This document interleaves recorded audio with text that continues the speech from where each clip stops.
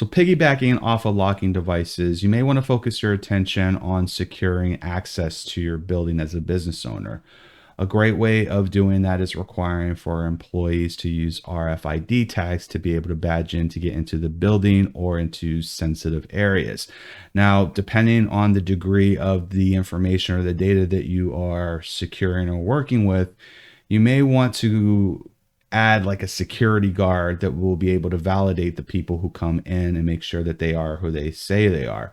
Now, as an individual, you may not have the bells, be able to have the bells and whistles, or it may not be economical for you to invest in those types of measures. But one way that something that you could do is that you can install digital locks on all of your doors, exterior doors.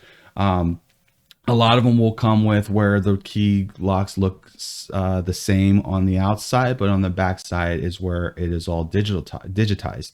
Now, this is also great because a lot of these types of devices and products, they actually will come with some features that will allow you to be notified when someone opens and closes the locks or opens and closes the doors.